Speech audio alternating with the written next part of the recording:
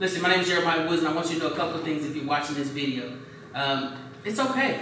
It's okay. Whatever may have happened, it's okay. We're going to work through it. Now is the time, though. If you need immediate assistance, click the link below or call the number. Or you can reach out to the Hands Off Foundation, but you do not have to go through this process alone. You deserve to have someone hold your hand and be there to support you and listen to what has happened so that you can be the best version of yourself. Come on, join me on this journey. We're going to have some fun. What's going on, everybody? Welcome back to another edition of Living Blessed, the podcast. I'm your host, Joevan J. Palmer, and as always, we got special and dope people on the podcast sharing special and vulnerable moments. I got no other than the late, the great Jeremiah Bowtie. Oh yeah, Woods. We in the building, baby. What's happening? Oh, chilling, man. How you feeling? Wonderful, man. If I was feeling any better, I'd have to pinch myself. It's a very odd feeling, but I'm good. Man, I appreciate you coming through. Oh, it's a pleasure, man. I had to do it. We got to set the streets on fire. Oh, for sure. Because what you're doing is very dope. It's unheard of from a male perspective, I believe. And man, I want to get into it. So I want you to introduce yourself to the people, let them know who you are, and all that good jazz. Yeah, so my name is Jeremiah Woods. I go by Bowtie. It's an acronym that stands for being bold, optimistic, wise, tangible, impactful, and effective.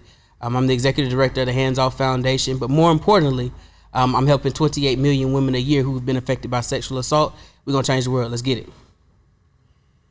So, as a male, and you're in the sexual assault space, did you ever feel like you would be perceived a certain way as a male bringing awareness to it? 100%. I think about it all the time. What's your thought process behind it? It is very imposter syndrome-ish because you have to deal with two sides, right? So you have to deal with a lot of men who feel like I'm always attacking men. Mm-hmm. And they're like, oh, well, you just trying to you're trying to pander to women. You're breaking the G code. Right, you're breaking the G code. And then there's, on the other side, respectfully, sometimes women may feel not that they can't trust me, but just in what's happened in their life, it's hard to trust men in general. Especially since we know that most assaults happen by friends, family, people you know, people you love and trust. For sure. So when it comes to someone who's saying, hey, trust me, I got you, it feels too reminiscent of someone in the past who said that then assaulted them. So it's definitely a difficult path to walk. But I think that transparency and just being an upstanding individual is how you combat that. Some get it, some don't, but you rock either way. That's dope. So have you ever experienced sexual assault at all? Myself personally, no. Not at the depths of how it can go. So on the spectrum of things, yes. And I'll break that down. Yeah, please. So what I mean by that is sexual assault is any type of sexual activity, behavior, or function that is coerced that was not consensual in a sexual manner. So something as simple as someone coming and rubbing on your shoulder in a sexual manner can be considered sexual assault. So when I say it that way, we've all experienced it. There's not one person on this earth, and I dare anybody to challenge me on it, that has not experienced some type of sexual assault. The difference is some crimes you can prosecute, some you cannot. So if I was to just rub you on your shoulder and say, oh, Joe, that beard, man, I like that. And you didn't ask for that, right? I start feeling, you didn't ask me to touch all on you. You didn't ask for any of that interaction, right? That's non-consensual. So that would be a version of sexual assault. Would you be able to prosecute it? No. Would any officer arrest you? No. Why can't I prosecute it? Because of the way that the laws are written, there really isn't a crime that took place. For a crime to have taken place, it has to fall into the laws and what's on the books. So things that we know are sexual assault, right? Fair warning, trigger warning, rape, molestation, those things, right? Fondling, those things are things that are considered like you can put a charge to it. Yeah. Like I can charge you for raping someone. I can charge you for coercion of a sex crime. I can charge you for sex trafficking, things of that nature. I can't necessarily charge you for rubbing your hand on my knee. Not against the law. Yeah. But if, let's say, and we put it in the context of women, since I work with a lot of women, if you're at dinner and maybe you're talking to someone, maybe you're at work, which falls under sexual harassment, and someone is caressing your thigh. You didn't ask for it. It wasn't freely given. It wasn't consensual. It wasn't implied. There's no, but it's not something you're going to be able to press a charge on per se. Right. And so that's what I mean. There is not one person on this earth, on God's green earth, that has not experienced some level of sexual assault. It may not be as extreme as rape, but it definitely has happened. So take us back on the journey to where you feel like you've experienced your first personal interaction of sexual, what do we call it? I would say we could say assault, but I don't want to minimize what the other people have gone through. Correct. So what I would say is the first level that I realized that there was activities that weren't necessarily consensual. It is very minimal. So let's put that in perspective. But the first time that I can remember, somebody was coming up and touching my hair. Like a lady just came up, she's like, "Oh, I love your hair," and just run her fingers out. I ain't asked for that. Like, back up. This is pre-COVID. Like, this is before everybody was like, "Oh, give me 6 feet." This is just like things that people do, and this is where the biggest portion of sexual assault comes from the consent portion. Right. And so I guess to clarify my statement, we've all been in scenarios where someone did something we didn't consent to, whether that is something you can charge or not. Because consent is the biggest portion. You can do whatever it is you feel like you might want to get involved in if both parties consent freely, without coercion, without being forced, without being manipulated, but just freely consent. And so I would say that's probably the first time I realized that when people just start running their fingers through my hair to, "Oh, your hair's dyed," or "You got light." Stop touching me. Simple. So in this sexual assault space, what intrigued you to say, you know what, I want to do something about this? So it's actually, you would never believe it. So I was living my best life, right? I want to say I was 18, I believe. I was working in sales. I had started working for a major telecommunications company, making good money for age 18. I had my own cars paid off, nice little style. So, I'm living. Dating this beautiful woman who I ended up marrying. Just living my life. I was in my own world. I figured I was going to take over and be an executive of this company I was working for. And that's just where my life was at. And I got a letter in the mail for jury duty. Said, "You've been summoned." Looked at it, laughed. It's like, nope. Who going, this one? Nah. Contacted the courts. I said, "I'm sick." They was like, "Okay, well, take some medicine." It's like, I got religious excuses. My religion doesn't participate in said orchestrations. They was like, "Okay, don't know what religion that is, but it really doesn't matter. You're still summoned." I was like, "Well, my job's not going to let me off." And they was like, "Well, that's against the law, actually." Did not know that, but apparently it is definitely against the law. Your job has to let you off if you've been summoned for jury duty. Right. And long story short, I end up having to go. And I was like, there's no way they're going to pick me. Like, I just don't look like the person you want sitting on the jury. I knew it. I was like, there's no way. And I got picked. In the court case that I ended up being selected for, it's a 12 and a 15-year-old girl accusing their stepfather of sexual assault. And molestation, rape, statutory rape, a couple of other different things, right? And at the start of it, I thought, there's no way I'm going to get selected for this year. I was selected, and we went through 7 days of deliberation. We heard the testimony, we saw the videos, heard the cross-examinations, the whole nine.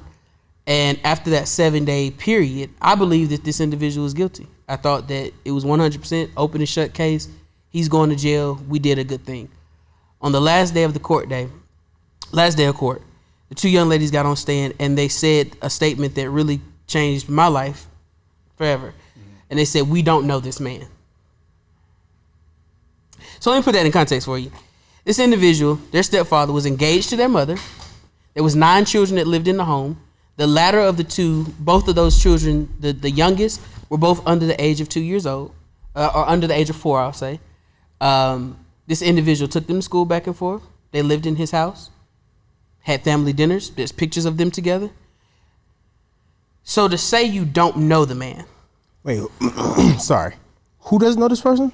The 2 daughters. They're saying that they don't know this man. Don't know their stepfather. Never seen him, never heard from him, don't know his name. How?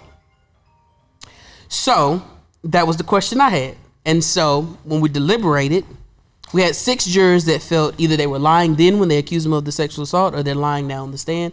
And either way it goes, they're liars. Yeah. And then we had 6 jurors that felt there's no logical reason that someone would get on the stand and say they didn't know their stepfather, someone who they've been living with, someone who's engaged to their mother, has 2 young children. Like, you live in this house, and that something had to have happened there. And so it ended up in a hung jury. We had 6 guilty votes, 6 not guilty votes. Explain hung jury. So what that means is that the jury could not make a definitive decision one way or the other of this person's guilt. And I left that day furious. I ain't gonna lie to you, Joe. I wanted to put my hands on him. I would have too. Wanted to put my hands on him, Joe. I was hot to try. I mean, it was that time. So like, dude got away. 100%, yes. 100%. These girls are talking about they don't know this guy, who's probably been in their lives several years. Several years. Several years, yeah. How old are these two young ladies? The one was at the time. Oh, so I'm glad you asked. At the time of the assault, one was 12, one was 15. So they know. It took 2.5 years for it to get to court. So by the time we got to court, the 12-year-old was 14, about to turn 15. The 15-year-old was 17, about to turn 18. So do you feel like there was a guilt trip that probably happened from mom? Because there's sometimes when sexual assault happens within a relationship and there's kids involved, the spouse or other individual, they would choose to cover up for that person, or they'll choose to kind of like change the story, the narrative of what happened. Do you feel like that's possibly what happened? 100%. I believe that it was 100% environment based. And let me explain what I mean. So the defense attorney posed a question, and he asked the mother, he said, well, if you believe that your fiance was responsible for this type of egregious crime, why didn't you take your daughters to the free court mandated therapy? Valid question, right? Yeah, I'm sure you in the audience probably asked that. If someone was assaulted, why not just go to therapy? Why not go to the police? Let me break it down. So what happened was the mother was working 14 hours a day at a warehouse, because not only was the stepfather unemployed, but after he was arrested and sitting in the cell for 2 years waiting for this trial to come up, all the bills fell behind because she was trying to maintain the household, 9 kids, on a warehouse salary. So let's keep it real. In America, she lived in, well, I won't say where she lived, but it was in Georgia. So most warehouses, this is before the push for $15 minimum wage and all that. So this is when she probably made about $9.50, $10 an hour. 9 kids, not gonna cut it. $1 each kid. Right. And so the therapy was free, and when they asked why I never took her, well, she was always at work. And at this time, both of them were not driving age. And so this is what is really the crux of when you ask me what led me to get involved. I realized that in America, we have a fundamental issue with how we support survivors. We always say, well, free therapy, free therapy, free therapy. You see something, tell somebody. The problem is, and this is my fundamental belief, and I don't care who disagrees with me, we can argue about it any time of the day. I got stats and figures to prove it. If you don't have a safe place to live, a safe place to work, you never have a safe place to grow. And I equate growing with therapy. Now, take all of that and break each piece of that down. You said a safe place to live. Yeah. Work. Yep. Grow. Yep. Take each one of those and elaborate on those, like in the safe space to live. If you don't have that safe space to live, what happens? What's the outcome? Right. So if you don't have a safe place to live, the outcome, you don't have anywhere to rest or recharge. You don't have a safe space to decompress. You don't have a place where you can feel comfortable to lay down your head. In this case, these young ladies truly didn't have a safe place to live because they lived with their abuser. Yeah. So once you tell law enforcement, unless you're immediately placed somewhere, you still got to go back home and look at this person. You still got to go back home and look at your mother, who's now looking at you like, well, why didn't you tell me? I would have did something. Now the police are involved. Now they're going to take the kids away. And so you've already had to, victims are re-traumatized at least 7 to 9 times after telling their story. So now after you've had to go and you talk to this detective and they ask you all the nitty gritty details, because you can't just say I was touched inappropriately. They need to know exactly how you were touched, exactly what happened. What was the exact breakdown of what you're saying? What was the offense, if you will? So when you don't have a safe place to live, you can't focus on work. It's all tied together.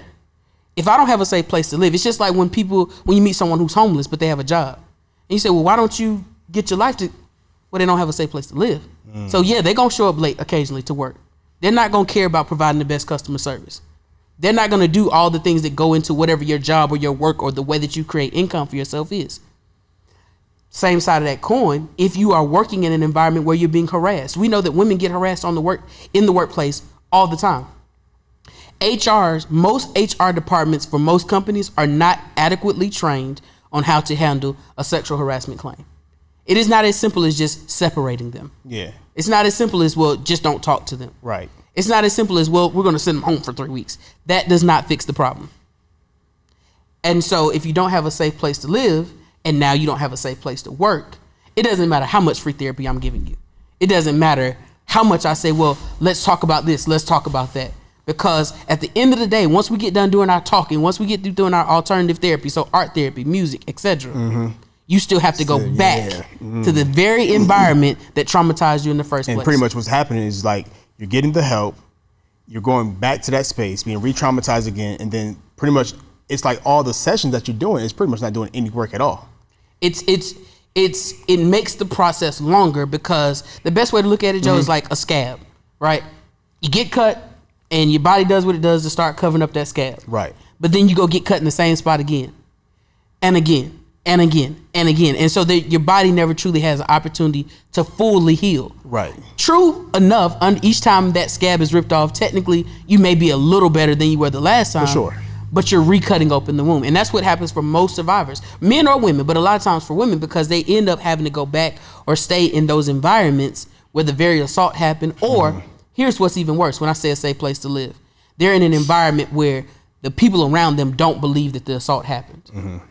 And that's probably the most traumatizing thing that most survivors go through is not only do I have to deal with the fact that this happened, I have to deal with the fact that you think so little of me that I would lie about it happening. Absolutely. And then continue to tell this story over and over again as if survivors get something out of it.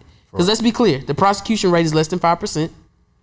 The monetary compensation rate oftentimes is little to nothing because civil suits only work if the person you're suing has something. So if you don't have any assets or tangible funds or anything that I can really get from you, a civil suit is not really going to yield very much. Most times survivors are blamed for the assault. You should have done this. You should have done that. You shouldn't have been here. You shouldn't have wore that. You shouldn't have said that. What do survivors get out of it? It's trauma. Re-traumatization all over and Over and over again. And then if someone does believe you, an advocate like myself, as unfortunate it is, hey, would you like to tell your story? Because there is strength in telling your story, right? Absolutely. There's strength in coming out and saying, this is what happened to me. This is what took place. I want to let people know because it's healing for me. But at the same time, you have to tell that story again. And you got to listen to people nitpick it again and say that it's not true again and go through this whole process. So if you don't have a safe place to live, work, and grow, you'll never be successful. Dang. That's heavy, man. I've never thought being a victim of sexual molestation. Right. You know, it's just you really help my thought process and the whole safe space, like to grow, live, and all that stuff. Because like it was just all of that stuff happened for me. Well, it didn't happen for me, should I say? Right. And now I'm like reflecting on that moment or those moments, should I say? It's like it makes a lot more sense why it's hard for an individual to grow past it. Right. When you're stuck in that same environment. So what would you say to a person who's stuck in an environment and they're trying to get out, but they can't due to either manipulation, they can't because they may not have anywhere else to go, they can't because everyone's around them saying like, oh, you need to stay at that person because either he or she has a good job, she makes good money, they provide. What's someone's escape to get away from that, to kind of like, you know, leave that mentality alone and to move forward? Yeah. The first thing is you have to, I mean, this is probably the hardest step, but you have to believe that your life can be better and that you deserve more. Sure. That's the first step. Because if you don't fundamentally believe, I did not deserve this, my life can be better, I don't have to take this type of treatment, it is going to be very hard for anything else to happen past that. So the first step is to start believing that. So that's self-love, right? Believing in yourself, loving yourself enough to care about removing it. The next thing is you have to be willing to let it all go. Burn it all to the ground. Friendships, family, job, location, everything. That's the hardest. I think that might be the hardest part for some people though. I 100% agree. Letting go, because it's like you have to let go of even the person who did it to you, but you also got to let go of the person who they're connected to. And that sometimes is hard because the relationship that you develop with those people who may not see through the lens of you is super hard to let go. I've been there before. And I'm in that space now where it's like I'm letting people go. I'm trying to like set a healthy boundary with these people because it's like you still side on that side. Right. You don't see it through my lens.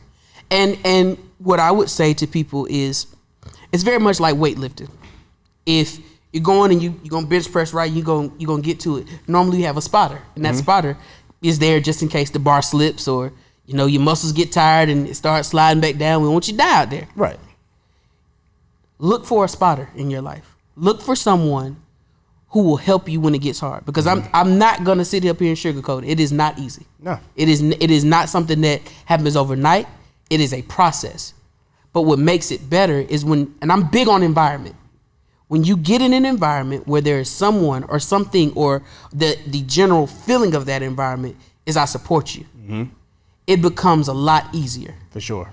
Because now, even if you don't have the words to say, someone may be able to say it for you. If you don't have the physical ability to get up and do it right then and there, someone might be able to help you through it. I've gone to the courtroom. I've gone to the police department and helped individuals fill out their report. I didn't do it for them. You have to still do your process. Absolutely. But I went with you. And just being there, not necessarily saying something, because too many times I think people try to talk when they don't have anything valid to say. Sometimes the best thing you can do is just sit and listen and say, I'm here for you. I don't know how to help. I don't necessarily know what to do, but I'm here for you. And that's really all a lot of people need. For sure. And so when you say, well, what would I tell somebody? I would say, find you a spotter. Find that one person in your life that you know you can call. I remember growing up, there's this thing that they used to have. I think it was either AT&T or T-Mobile, somebody, where you had your top 5. You remember that? Yeah, yep. You got to find your top 5. And I laugh because your top 5, right? Like, what are we doing? Okay. But your top 5, right? Those individuals that you know that relationship is so pure. And sometimes people get knocked out the top 5, Joe. Oh, for sure. It's a hard reality. But if you've got to reset the whole phone and start with a whole new top 5, you got to do it. So one of the hardest things for anybody who's dealt with sexual anything is trust. Right. Reestablishing trust with anybody. For me, it was reestablishing trust with male figures in my life. Right. You know, it was hard for me because my predator was a male. So it was hard for me to develop relationship with men. It was hard for me to cultivate relationships with men. That was like the hardest thing. And to this day, it's still hard to like really get close with men. Wow. I'm not lying. So how does someone who's dealt with this situation, what's some steps they can kind of go through to kind of reestablish trust with individuals or people of the same sex of their predators? You don't trust the individual. You trust their actions. So, and this is anybody watching. You ain't got to trust Jeremiah. You ain't got to trust the Hands Off Foundation.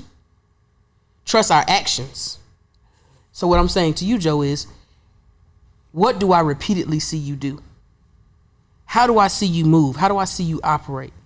My trust isn't necessarily in you. You can change your name, right? Joevan, you could go down to the whoever you do it with, the state or the whoever, and you could say, I don't want to be Joevan no more. For sure. I want to be Bob. Okay, well, Bob, you are. The name don't mean anything. The body, right? You can add weight, you can drop weight, all of those things mean nothing. But your actions, do you do what you say you're gonna do? Are you actually there when I call? Have you developed a pattern where you have warranted my trust? That would be what I would tell people to look for. Okay. Look for those people that are consistent. And consistent when no one is watching. Because what we do know is that most sexual assaults are by people that we love, know, and trust. Absolutely. Right? Yeah. Over 56%. So you would think that a lot more people would be upstanding, but look for those things when there's no benefit for them. That's how you start. And then the next portion is you don't give too much too soon. That's where boundaries come in. But I think a lot of people who have dealt with sexual trauma, that's one of the things they do is like, they're giving people. Most people who have dealt with it have probably more likely been very giving people. Very giving, yes. Very giving. So how does one take that back? Like, okay, I want to give, but I can't. Like they're in this double Dutch phase where I'm rocking back and forth. I want to, I'm hesitating. Like, you put boundaries in place. So let's break that down, right? We hear people say boundaries. Yeah, we hear it all the time, time. Yeah. So if you have an iPhone or even an Android phone, do not disturb. After a certain period of time, calls don't come in. After 9 o'clock or 10 o'clock or whatever time it is, calls don't come in. certain family members and people that may uphold a certain type of behavior that you no longer want in your life, their numbers are blocked. You're not friends with them on Facebook. You're not following them on Instagram. You have to set up parameters where boundaries can be in place even when you get weak. So I'll use an example with my family, right? And people love their family, but where I want to go in life and what I want to do and what I'm doing does not always warrant the support of family. For sure. And it took me a long time to be okay with that because I'm an only child. So I've always, I want to be with my cousins. I want to be with my aunts and uncles and, this, that, and whatever family member it is, because when I grew up, it was just me, my mom, and my dad. That was it. And so that's where you look at it and you have to say, okay, let's take an examination of the behaviors of what's being done. I don't want this in my life. I don't want to be around this. And so if I can't physically tell you no, hey, I'm not going for it today, Nah, we ain't going for it today, mama or daddy or whoever, grandma, grandpa, whatever, whoever it is, co-worker, friend, etc., etc. Okay, put some parameters in place. Most phones have it now where you can set up to ignore certain calls or do different things. Put it in place where it doesn't even come into your mind frame. I tell people, if you can afford to do it, take a 2-week vacation and block everybody. If you can do 3 weeks, do 3 weeks, block everybody. So nobody has access to you. And in that silence, it's nerve-wracking now. This ain't something for the faint of heart. It's a lot of work that happens in the silence. Lots of work. But when you pull back, you have a chance to see you and to hear you and to relook at situations. Most times we live in a reactive state, meaning we're just trying to survive, right? You ask most people, how you doing? I'm just trying to survive. It's not just a thing to say. Most people truly are just trying to survive, trying to keep the roof over their head, trying to keep the car running, trying to make it back and forth to work. They're trying to survive. Absolutely. And if you're in survival mode, you can never be in thriving mode. Because if you're surviving, that means every second is a fight. For sure. You ever seen somebody that can't fight and they in a fight with somebody that really can fight? And so they just, there's no opportunity. No opportunity. There is no opportunity for them to be able to actually land a hit. For sure. And really take over the fight. Because they are just trying to not die. Like, fam, haymakers coming at me. I'm just trying to live. And that's how most people really, truly are living their life. They're just out here just, that's how they live in their life. Yeah. That's how most survivors are living their life. Yeah, you can smile. I can walk in here. Yeah, I'm Joe. I'm great, man. That life is fabulous. I can hit you with one of them real quick. That does not mean I'm not trying to survive. Absolutely. And so you need a second where you step back and you get out of survival mode and you can assess. One of the things that I like about Navy SEALs and Marines. You can bring your trip back up if you need Thank you, because I was sliding down, but I ain't want to make it obvious, but I was like, boy, I'm on the floor over here. One of the things that I like about these very tactical organizations, Black Panthers, I loved it, is taking the time to assess the playing field. That's why I like chess. Taking time to assess the playing field.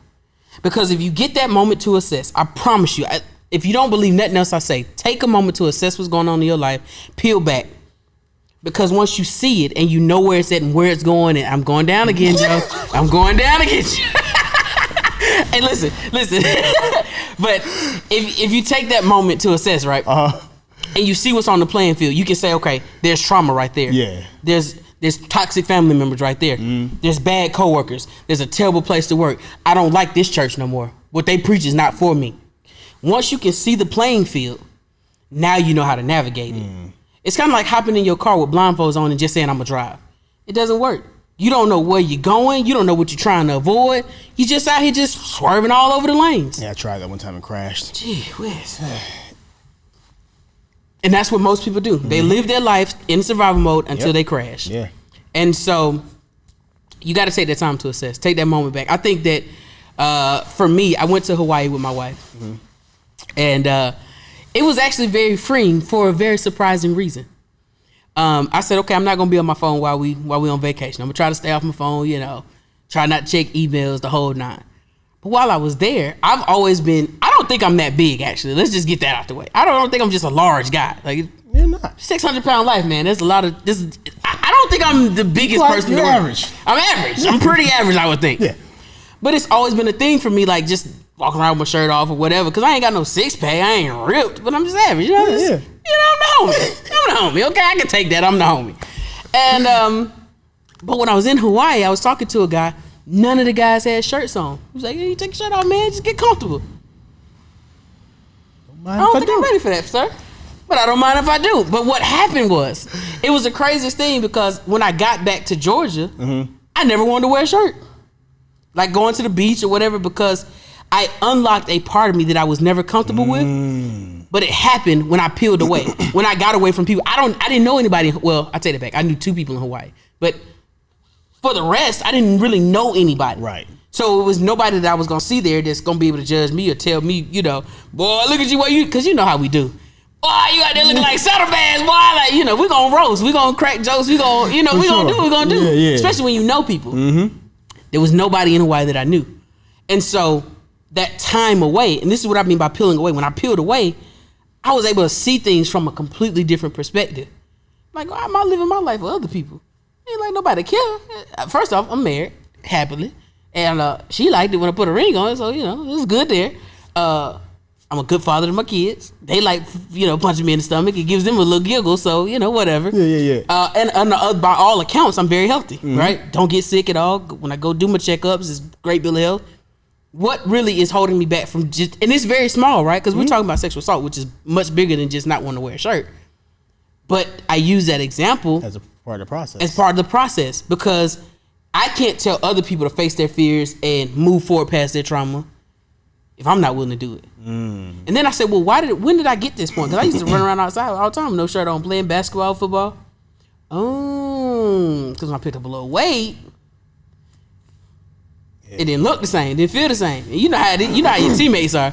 Boy, look at you, boy, you blowing up, ain't you? God, look at you. So now it's like, I'm gonna wear a little tank top. Yeah. Damn, I don't want to be all out there. The white tank top too. Yeah, the white tank top. You know, I'm gonna show your skin. Yeah, I'm gonna show, but I ain't gonna show all of it because, you know, y'all ain't gonna keep playing me. For sure. And so, but when you take that moment to assess the playing field and kind of reflect, now you see where things are coming from. Why did someone pick me to feel as if I was the one that they could pick on? Oh, I'm very giving. So I was unassuming. I trusted that they meant well. Right. Maybe I overshared. And this is not to victim blame. Let's be very clear. I don't want anybody watching this thing as victim blame. This is about assessing so that you understand, because predators assess. Let's be very clear. Yeah. It is less than 5% of the time, less than 10% of the time, are predators just randomly going out and attacking people randomly. That does happen, but it's not as much as a very planned, methodical process. Right. For saying, okay, I can play on this person. And I don't want to say weakness, but I can play on this person's blind spots. We'll call it a blind spot. Because you don't realize, you don't see. I didn't realize I'm very giving. But other people realize that. People will play on that. Absolutely. People will say, oh, I know. My daddy, he cracks me up. I'll give you an example. I got him when he starts tipping now. But, you know, he's a very old school kind of guy. Leaving a tip, he's just like, you did your job. You get paid to do your job. What am I going to pay you again for? Yeah. So, but me, on the other hand, I've always been like, I want to try to leave a tip.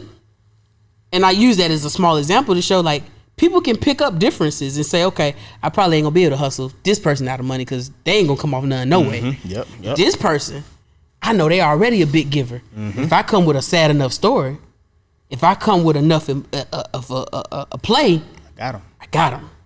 Predators do that. And so you have to do the same thing for your own life and say, where are the blind spots? Where are the areas where I can be susceptible to XYZ things, so that not so that you can blame yourself, so you can get stronger. Yeah. And that goes back into environment. It's the same with entrepreneurship. You may not be the best accountant.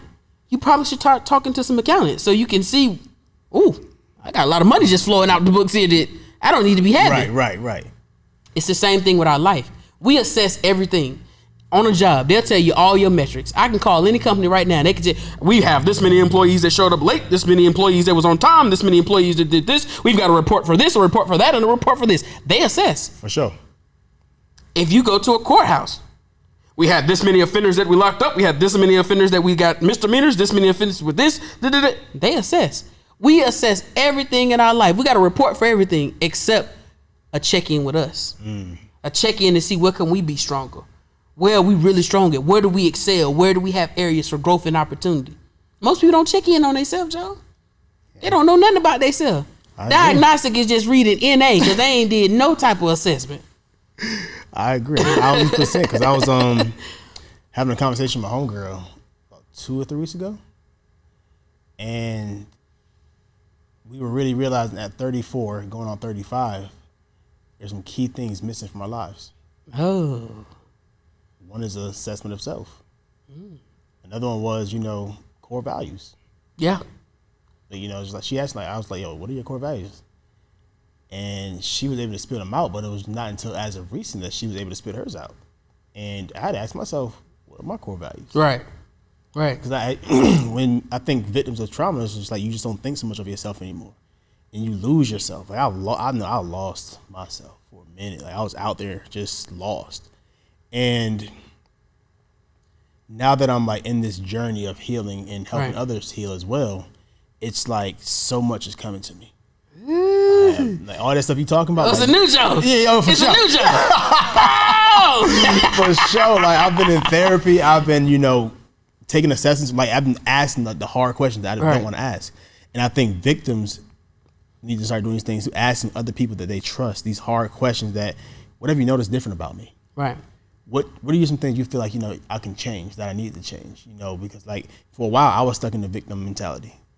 Everything, I'm always a victim. Even sometimes if I played the part in it. Right. So it's like growing through sexual assault is a hard thing to do. Right. 100%. It takes time.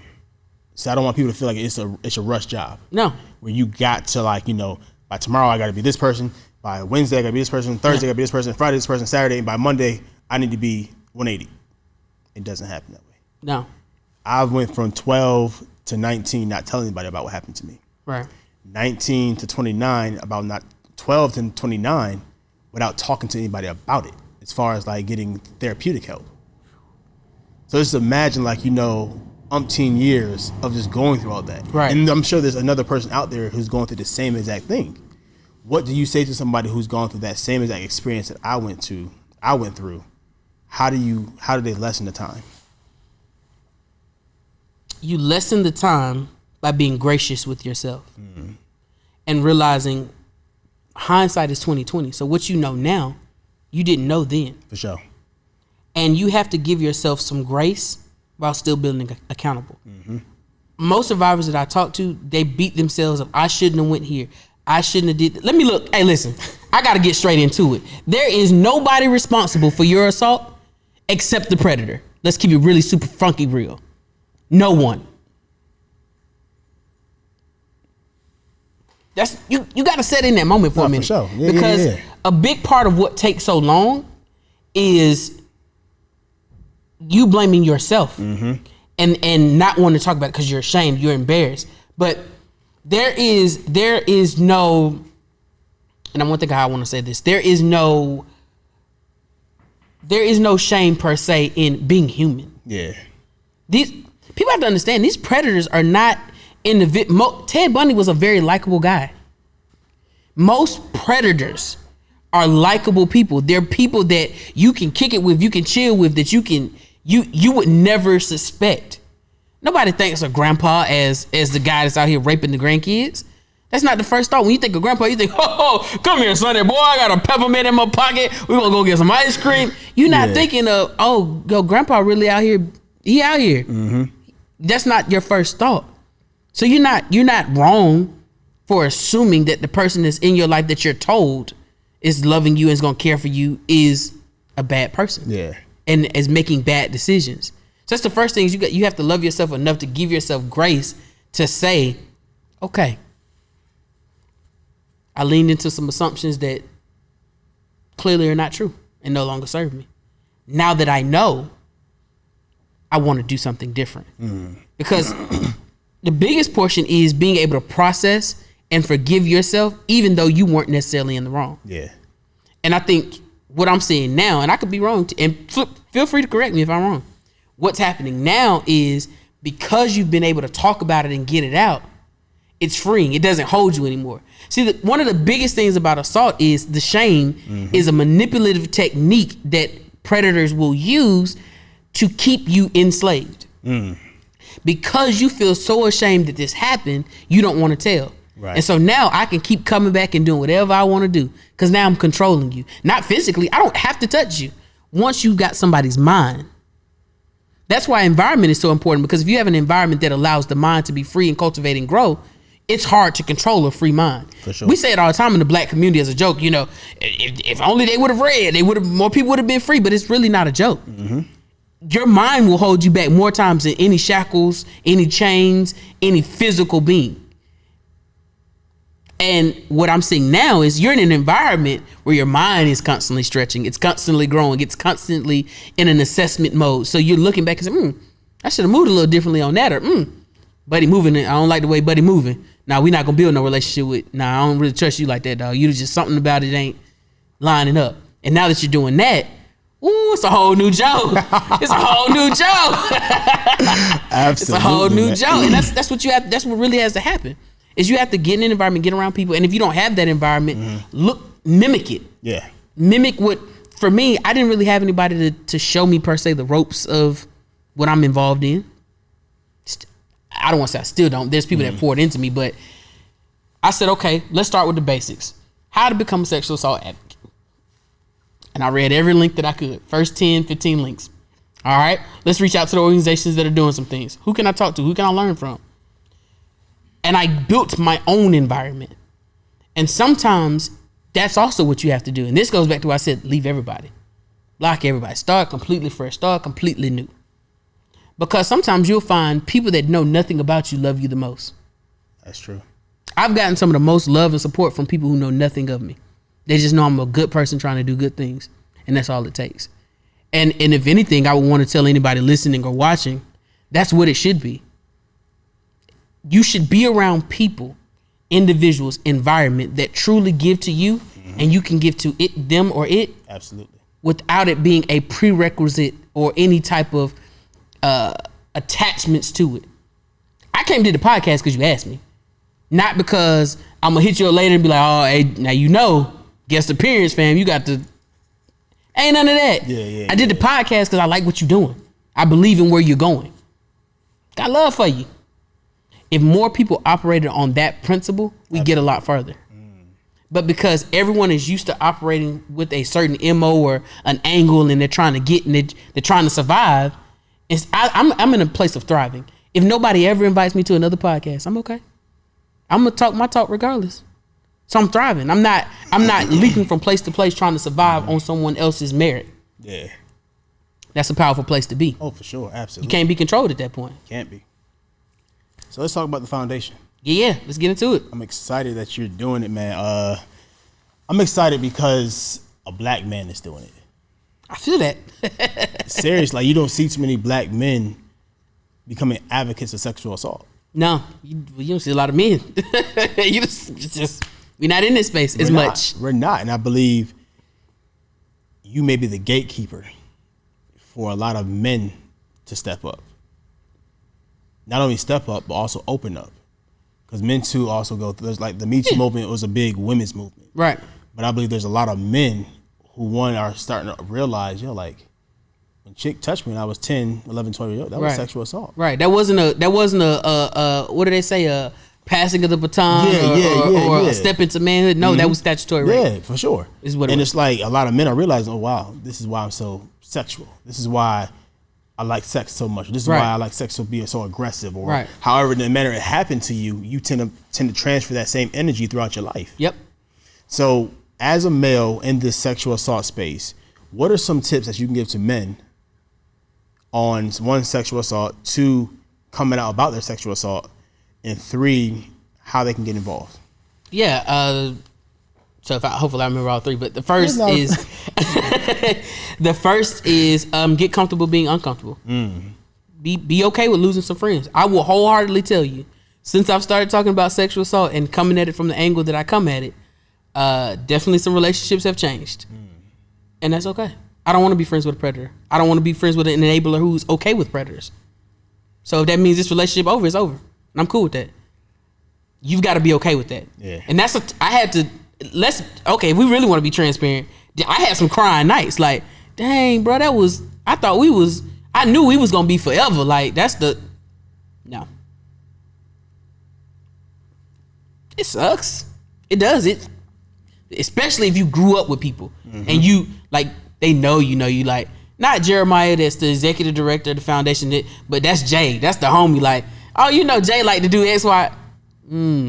It's going to hit different when they're gone. And you have to be comfortable with that. You have to be okay with that. And when you become okay with that, that's the first step. Because as much as there are men who want to get into this space, for sure, they don't want to lose what they built and who they're attached to and the status that comes along with whatever they've done. And you don't have to be a celebrity. You don't have to be rich. You can have, if you're the fry guy at McDonald's, you could be that fry guy, like, Billy on the fries? Oh, Billy them fries finna be, Billy you can be that person in whatever environment that environment is for you. And people don't want to lose that. So the first part is you got to be comfortable with being uncomfortable and losing a lot of whatever may be attached to the life you built. I tell people now, when we have conversations, I'm bringing up sexual assault. If that makes you uncomfortable, don't talk to me. Because we know the facts, right? 28 million women a year affected by sexual assault. 1 out of every 6 women. If we want to talk about men, 33% or better of men have been affected by some type of sexual assault in their lifetime. Like, if you want to talk numbers, we can talk numbers. So it's a conversation that needs to be had. I'm going to be the one having it. If that makes you uncomfortable, I don't know, fam. I might not be the person you need to talk to. And I'm okay with that. So that's the first thing. Then the second thing is, I think you asked me. I was hoping you remembered because you didn't remember. Yeah. It's a whole stick a pin. I know you asked me how to get involved. How men can get involved. How men can come out who've been dealt. There you go. That's what it was. Yeah. How you can come out. Find that environment. I won't say reach out to Joe because you may not be ready for that. I actually am. If they reach out to Joe, find someone who's having that conversation in an environment that you, even if trust is low, find it that you trust enough. Your top 5. Have that conversation. And have it with someone who does not have a track record of running their mouth to other people. Because what people have to stop doing is becoming the judge, juror, and executioner for a trial they never were invited to. Yeah. So when you come out and you want to start having this conversation, I would say the first thing is start journaling. Write it out. And I mean, don't write it out like one of them essays you had to do for school and you didn't want to do it, so you writing sentences like, I love the cat. The cat loves food. Food is good for the cat. Like, no, really write that thing out. My name is XYZ. I don't really know where to begin, but I guess we'll just jump in. This is a part of my story. XYZ, this happened to me. This is how this made me feel. And because I felt this way, I started to do this. I don't really know if that's right or wrong, but here we are. Like, really right. Yeah. Let it all go. I'm talking about ugly face, boo-boo. I'm so tired of living this life. Like, let it all go. For sure. Start with that. Because once you can write it out, you can read it. Once you can read it, you can say it. There you go. And once you can say it, you're a dangerous man. Absolutely. With some money in his pocket. Ooh. Keep up. You know what I mean? Like, you can move once you do that. Absolutely. You can move. There's some freedom in that. Yeah. In that process. And you can start whichever part is easier for you. For me, obviously, I'm a better talker. It's easier for me to talk about things than it is for me to write them or read them. And it's just how my mind works. So whichever one of those 3 works for you, journaling is still my top go-to, though, when you're beginning that process because it's quiet. You don't have to try to find the words. Yeah. You can write and I don't know. Literally write it. Like, a lot of times when I talk to people, they're like, well, it seems crazy, right? No, write every single thought that comes to your mind exactly how it comes. It doesn't have to make sense. It doesn't have to be, it doesn't have to have subject verb agreement. It's like an essay that's being graded. It's your life. So write that thing out how it comes to you and go with it. And then the third is how you get involved. Once you do that portion of the work, whether you've been assaulted or not, because me, I've never gone through that particular type of, like, we don't have the same story in that sense. Right. But we can relate to the feeling of being betrayed. we can relate to the feeling of being taken advantage of. We can relate to the feeling. And so once you've been able to relate to those feelings, now you can start talking to other people because y'all have a commonality. I don't mean trauma bonding. I mean, you have a commonality of what you can discuss to be able to push forward. Because there's difference. Trauma bonding is just, woe is me, woe is you too, let's woe together. Yeah. Over this trauma. And that is another thing that predators use to manipulate. Oh, you had that happen to you? Me too. Now you've developed this bond and you think that, well, this is the only person that will ever love me because they've been through what I've been, and that's not true. There's too many people on this planet that'll love you. Don't get caught up around with somebody who's just trying to use you. And that's how you start. And then you find groups, you volunteer, you follow the hashtags, etc., and get involved. Or you can reach out to the Hands Off Foundation. We always need volunteers. We always need donations. We always need all those things. Sinking. Oh, I synced. I did. I was gonna write it out though. You didn't even have to say nothing. I was gonna try to look cool too and lean back little drop in the pocket. I might just stay here. I may just stay here. It doesn't look too bad. Does it? No. I don't know. What y'all think? They're gonna comment and be like, he sunk down to the ground. Yo, Jeremiah, man, dope conversation, man. Appreciate you. Gonna do a quick commercial real quick. Let's do it. And then what I want you to do is tell the people how they can get involved. Yep. With the Hands On Foundation particularly.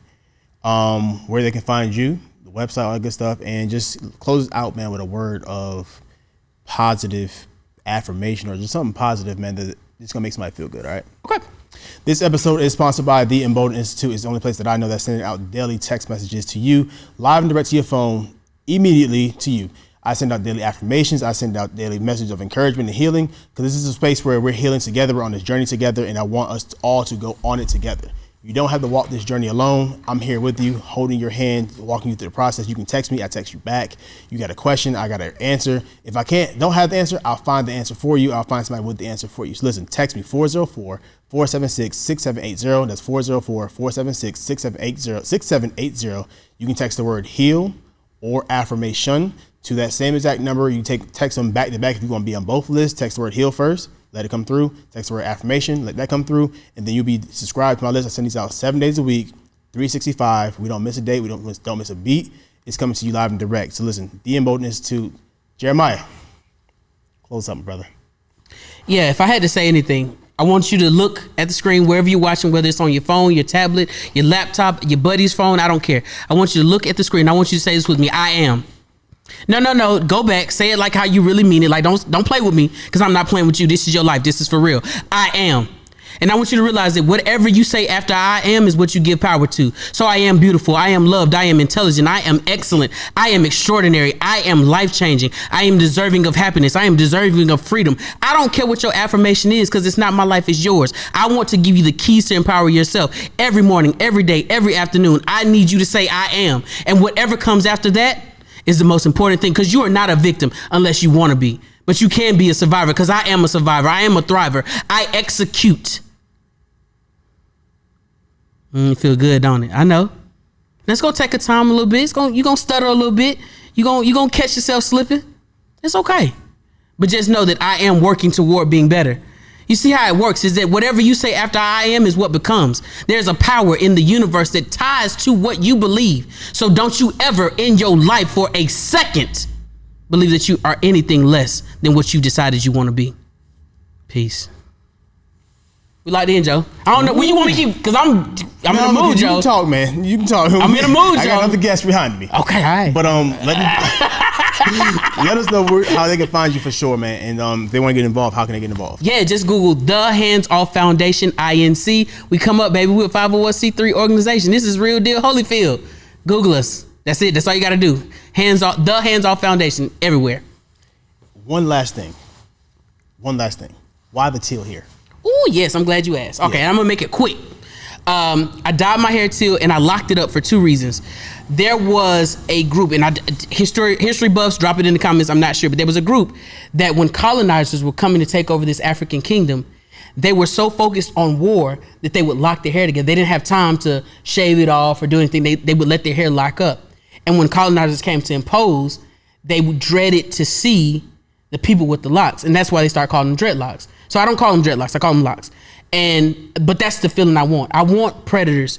I want sexual assault people. I want people who are in this space trying to hurt others. I want them to dread to see me coming. I want you to feel fear in your soul when I step in the same room as you. That's why I lock my hair. And I dyed my hair teal, one half black, because half of the world understands that sexual assault is a problem. Half of the world understands that we have people that we need to take care of and that survivors need our support. This is not just a one-off situation. This is, most of our population has been affected by some type of sexual assault. And then we have those that like to live in a la-la land and believe that it was just a one-off. Maybe she should have wore something different. Yeah. So I need you to see both sides of the picture. That's deep. Oh, yeah. Yeah, I know. People thought I lost my mind. They was like, "Yo, Jeremiah done dyed his hair and all over the place." I did it. I just that's just Jeremiah. That's just him. Like that's the guy I met. Right. That's the guy I know. Right. So I was like, that's the thing he was doing. Then I think you told me about it when we were doing the program we were doing together. Right. And I was like, that is like the dopest thing ever. Yeah. And it's very bold and courageous of you. Yeah, and I intend on. So people ask me, how long am I going to keep it this way? And honestly, originally it just started as like I'm gonna do it for maybe a year or two, but it has become a statement piece because I like the uneasiness that it gives people. When I walk into a boardroom, when I walk into a meeting, there's a certain uneasiness, and that's what people need to feel. For sure. Because how dare you assault other people on a daily basis and have the smugness to be comfortable in your chair? I wish you might. I'm not the one. Oh yeah, Joe. It's for real. Well, there you have it, folks. It's another episode of Living Blessed Podcast. We are out. Peace.